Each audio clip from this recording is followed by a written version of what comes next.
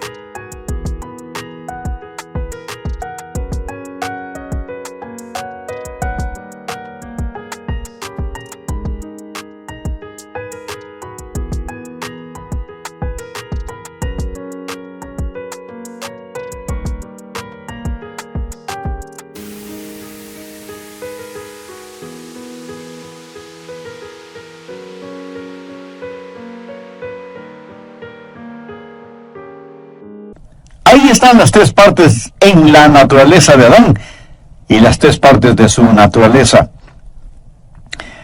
Todos los seres humanos somos cuerpo, alma y espíritu.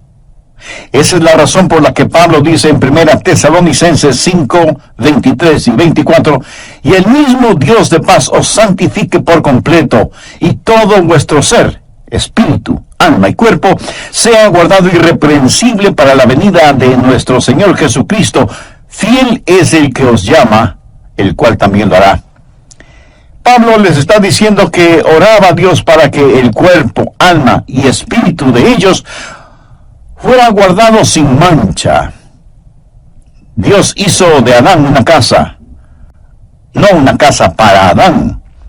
Adán era la casa para que viva Dios. Déjeme le explico esto. El cuerpo de Adán fue lo que podríamos llamar el hombre exterior. La Biblia llama a nuestros cuerpos casas. Y con este hombre exterior, con su cuerpo, Adán conoció la vida física y el mundo físico. Podríamos decir, el mundo debajo de él. Pero también tenía un hombre interior que es el alma. La palabra griega para alma es psique. Es la palabra de donde tenemos psicología, psiquiatría y psiquis. El alma es la mente, las emociones, la voluntad. Es lo que hace de usted. Usted es su personalidad, su sentido del humor.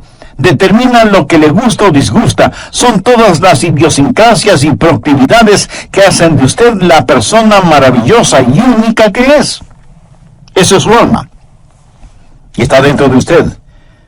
Usted puede ver mi cuerpo, pero no puede ver mi alma. Pero usted puede sentir mi alma cuando hablo, porque usted puede escuchar mi mente, mis emociones y mi voluntad.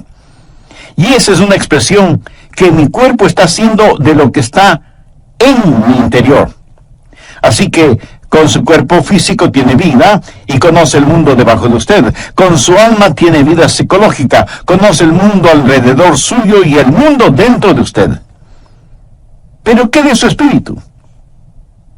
Yo solía pensar que alma y espíritu eran básicamente la misma cosa, pero es que no había leído la Biblia cuidadosamente. Porque en Hebreos 4:12 dice, porque la palabra de Dios es viva y eficaz, y más cortante que toda espada de dos filos, y penetra hasta partir el alma y el espíritu. Ahora, recuerde lo que dice 1 Tesalonicenses 5:23, y todo vuestro ser, espíritu, alma y cuerpo, sea guardado irreprensible. ¿Lo ven? Su espíritu es diferente de su alma. Ambos son invisibles y son inseparables, pero no son idénticos. Con mi cuerpo tengo vida física y conozco el mundo físico, el mundo debajo de mí. Con mi alma tengo vida psicológica y conozco el mundo social, el mundo que me rodea.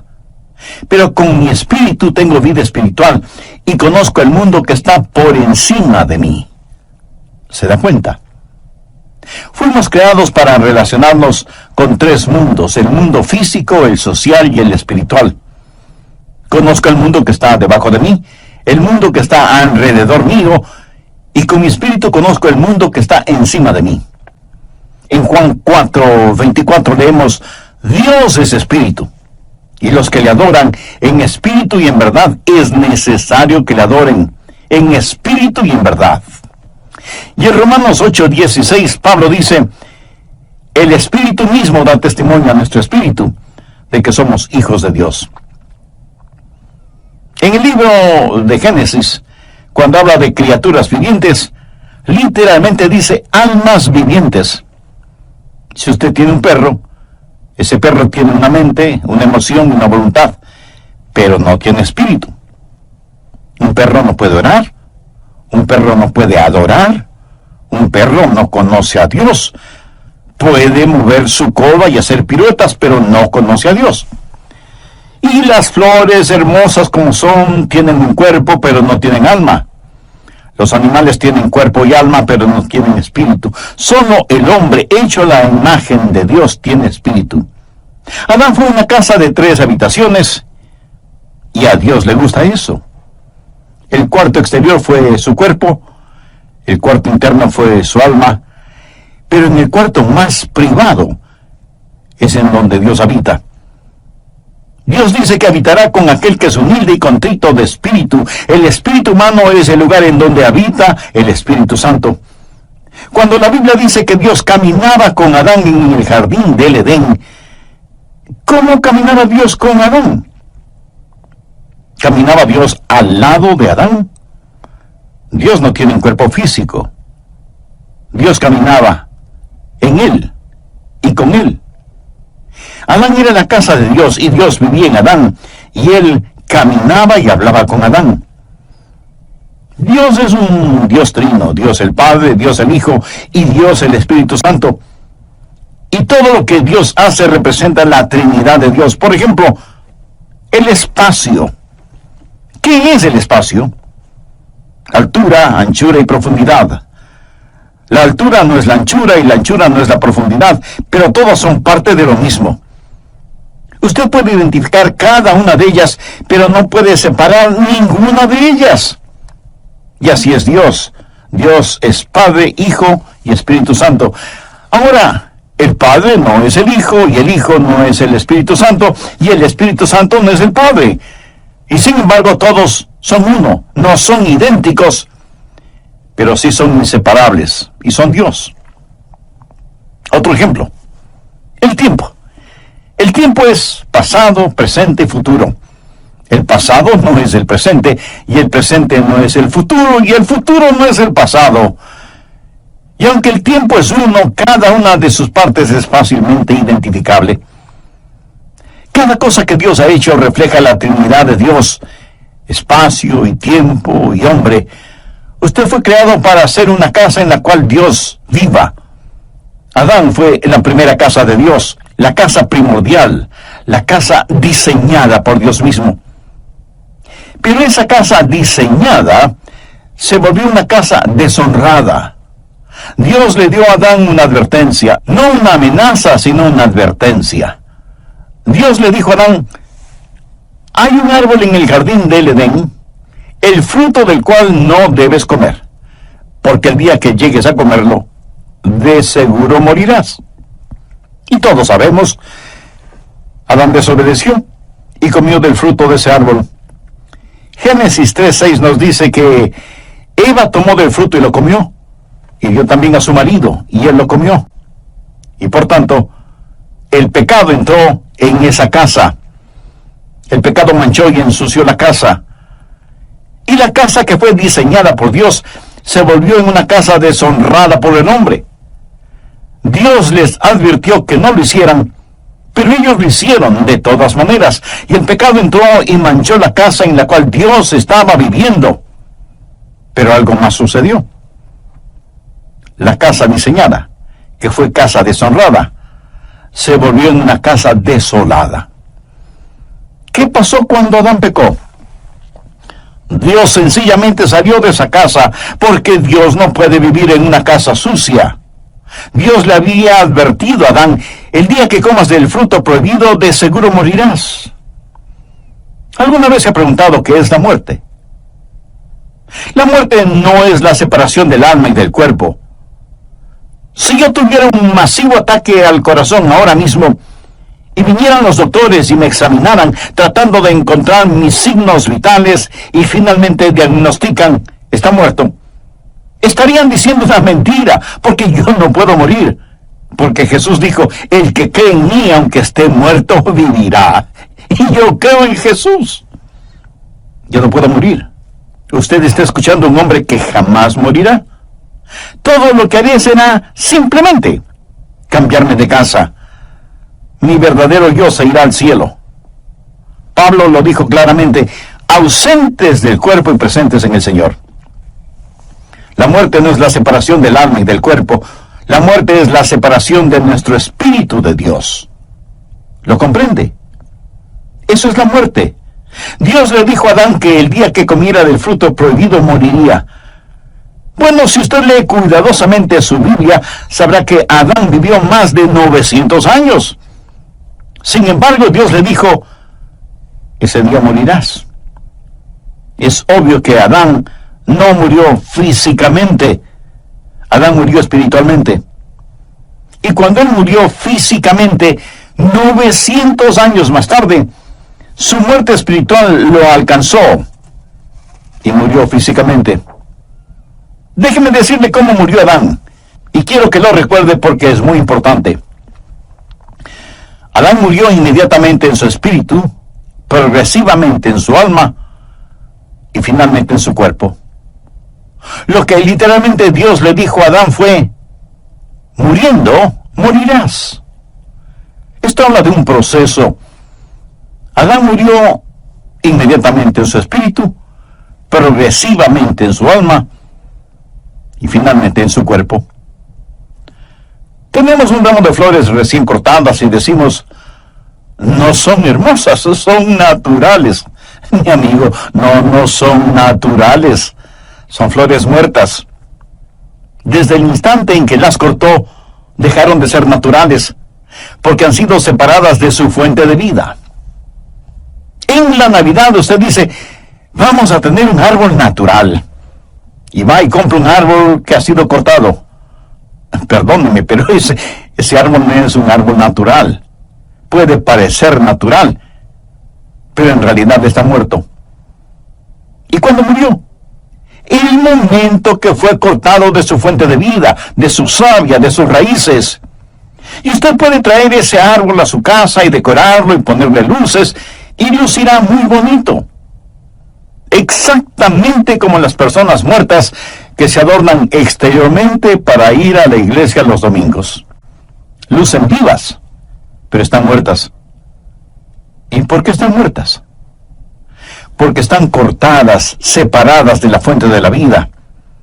Unos días más tarde, el árbol comienza a secarse y a evidenciar que está totalmente muerto. Una casa diseñada, una casa deshonrada, una casa desolada. ¿Por qué? Sencillamente porque Dios salió de esa casa. ¿Qué significa el estar perdido? Usted no tiene que ser un ladrón o un asesino o adúltero o blasfemo para estar perdido. Todo lo que tiene que hacer es no tener a Dios en su vida.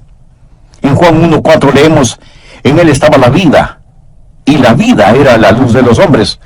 Así que cuando el Señor salió de su casa, la vida salió con él, y cuando la vida salió, la luz se disipó. ¿Dónde habitaba Dios en Adán? Dios habitaba en el espíritu de Adán. Ahora, cuando Dios salió del espíritu de Adán, ¿qué sucedió? ¿Quién era el siguiente en la línea de mando? El alma. ¿Y qué es el alma? La mente, las emociones y la voluntad. Adán dejó de ser un hombre espiritual y ahora lo que le motiva no es el Espíritu de Dios. Ya no es guiado por el Espíritu de Dios, está guiado por su mente, sus emociones y su voluntad. Y déjeme decirle que la mayoría de los seres humanos opera bajo ese principio: mente, emociones y voluntad. Sus mentes dicen, creo que debo hacer esto. Sus emociones dicen, siento como que quiero hacer esto. Y su voluntad dice, haré esto. Esa es la manera en que se opera. No son guiados por el Espíritu de Dios. Romanos 8:14 dice, porque todos los que son guiados por el Espíritu de Dios, estos son hijos de Dios. Amiga, amigo, ¿está usted actualmente experimentando la presencia de Dios en su vida? ¿No? ¿Y por qué no? ¿No le gustaría ser la casa en la cual Dios vive? Entonces debe hacer una decisión espiritual ahora mismo, y la puede hacer mediante una sencilla oración. Querido Dios, deseo tener el privilegio de ser tu casa. Sé que no estoy limpio como para pedirte esto, porque mis pecados me han ensuciado y me han manchado. Perdóname y ayúdame.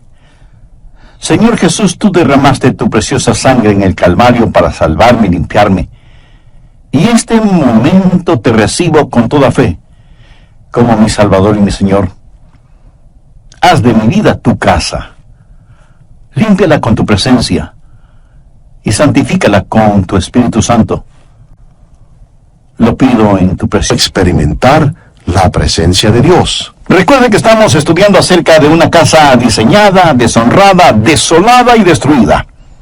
Adán fue la casa que Dios construyó en primer lugar, y porque Adán la manchó con el pecado, Dios tuvo que salirse de ella. Entonces Dios construyó otra casa, el templo o tabernáculo. Esas fueron diferentes formas de la misma clase de estructura. Y Salomón construyó un magnífico templo, que fue también una casa de 3 habitaciones. Si usted no toma en cuenta todos los adornos y decoraciones, el tabernáculo y el templo estaban constituidos básicamente por 3 habitaciones. el patio exterior, el patio interior y el lugar santísimo. El patio exterior, que era el lugar de los sacrificios, donde estaba el altar de bronce, representa su cuerpo, el hombre exterior, porque debemos presentar nuestros cuerpos como sacrificios vivos. La siguiente habitación, el patio interior, representa su alma, porque es donde la gente se encuentra y tiene compañerismo, y se conocen unos con otros y adoran a Dios. Pero había una tercera habitación, conocida como el lugar santísimo. ¿Y qué había en ese lugar santísimo? La Shekinah.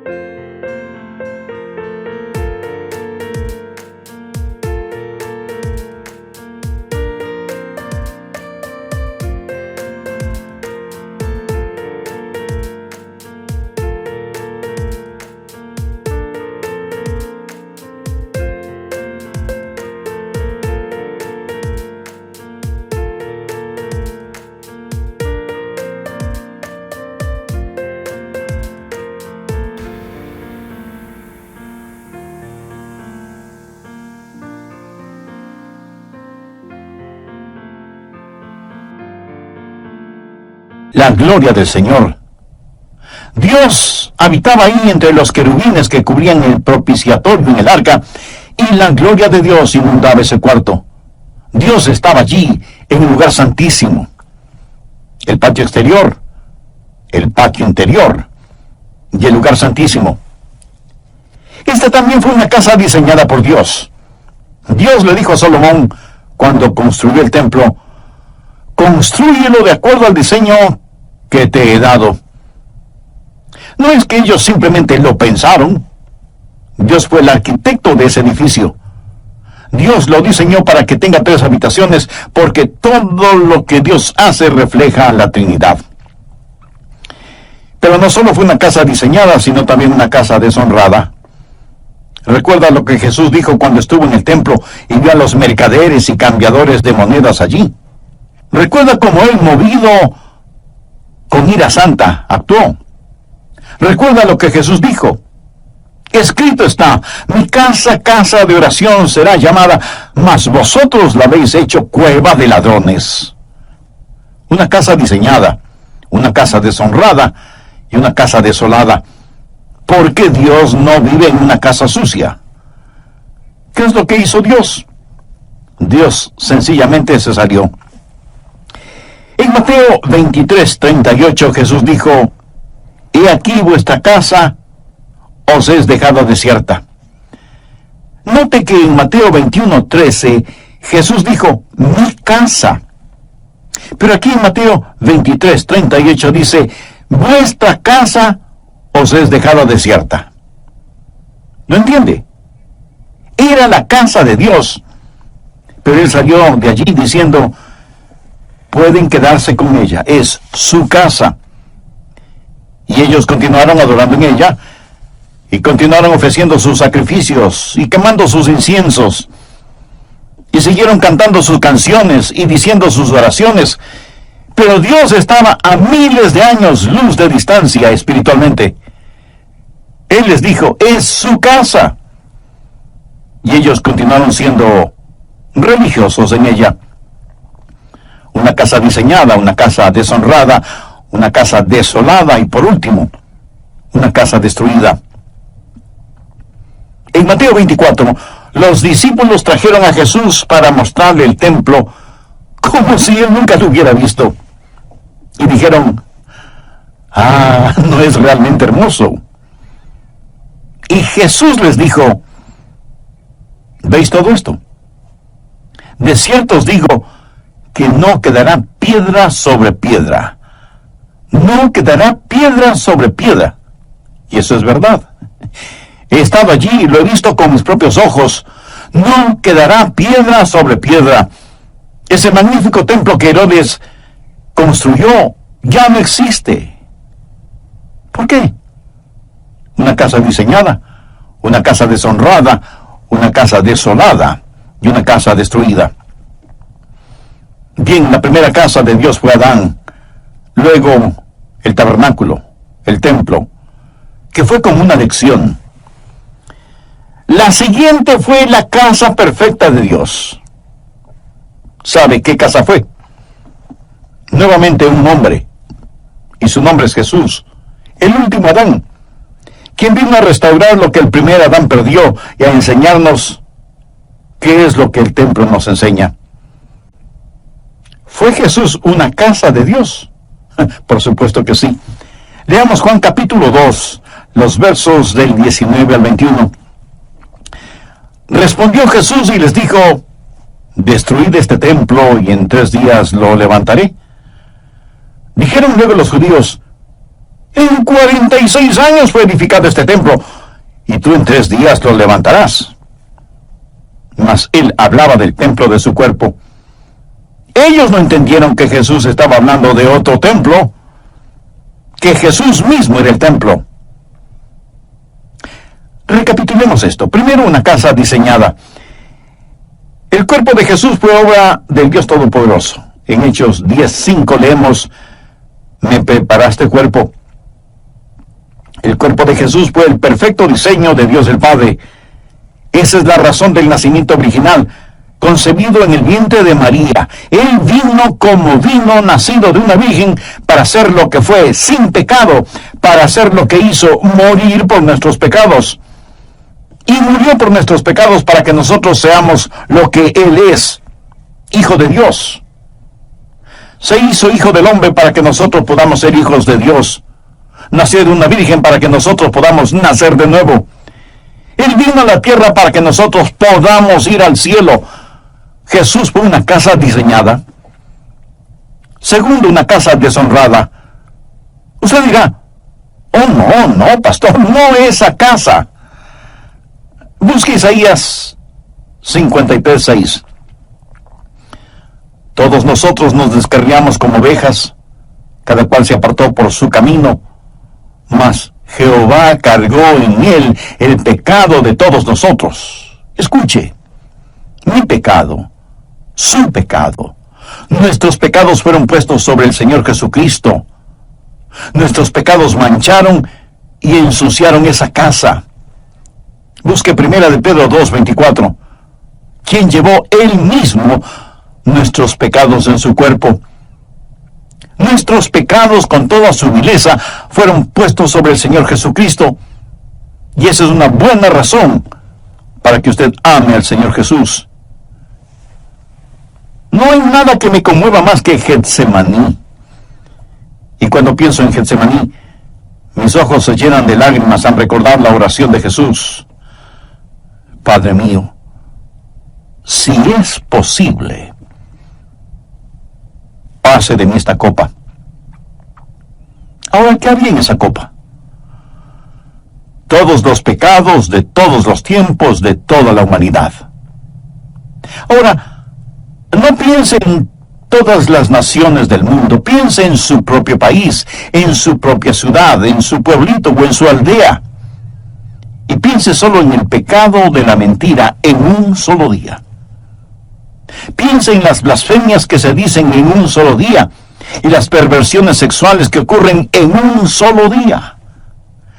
Multiplique eso por todas las naciones, pueblos y aldeas que hay en todo el mundo durante todas las épocas. Destílelo hasta lo sumo.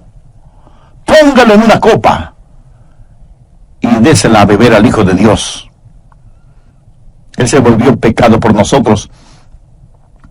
Y cuando Él se volvió pecado, Dios el Padre tuvo que tratarlo como trataría a cualquier pecador bajo juicio.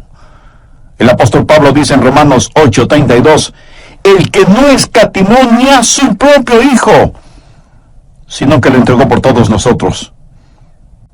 Jesús no solo llevó nuestros pecados, pero Él, el Hijo de Dios, fue el objeto del aborrecimiento del Padre. Tercero, una casa desolada. Cuando Jesús estuvo clavado en la cruz y cuando los negros dedos de la oscuridad cubrieron el monte Calvario, cuando la tierra tembló y se estremeció, y Jesús soportó todo el peso de nuestros pecados, y Él clamó: Dios mío, ¿por qué me has desamparado? Le diré por qué el Padre le desamparó. Dios no puede vivir en una casa sucia. Él abandonó esa casa que quedó desolada, y Jesús murió solo.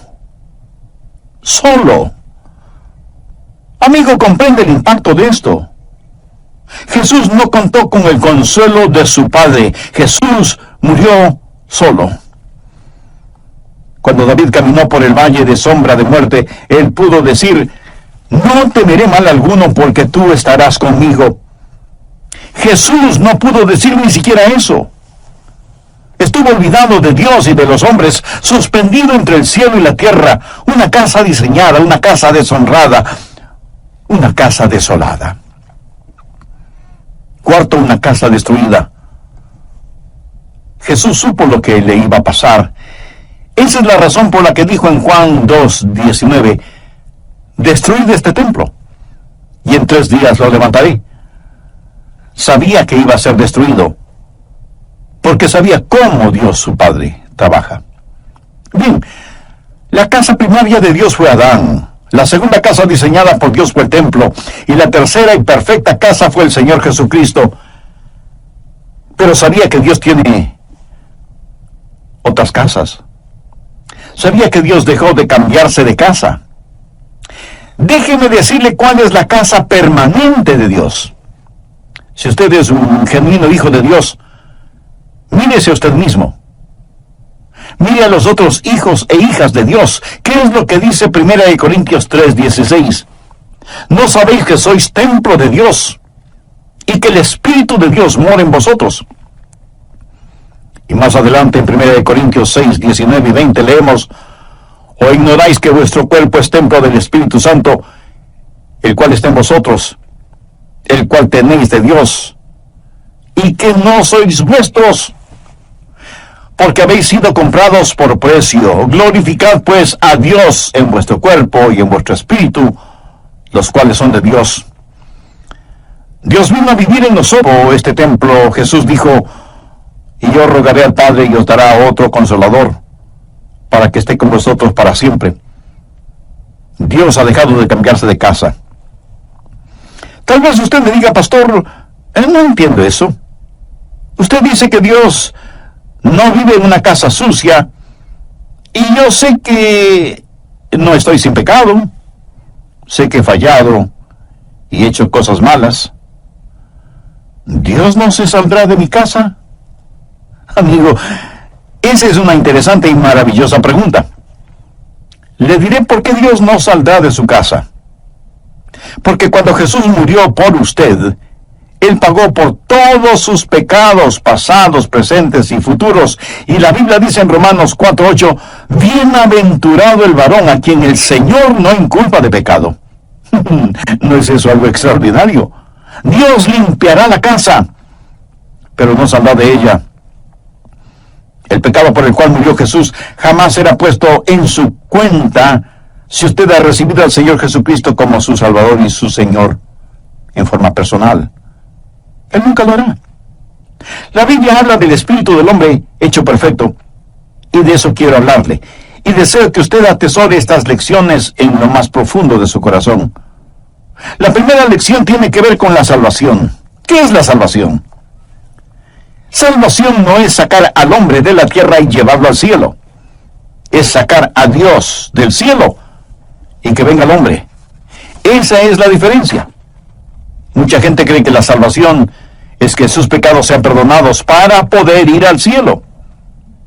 El que sus pecados sean perdonados es preparación para la salvación. Ir al cielo es un subproducto de la salvación. Salvación es tener a Dios de regreso en su corazón. La segunda lección tiene que ver con la espiritualidad. ¿Quién es una persona espiritual?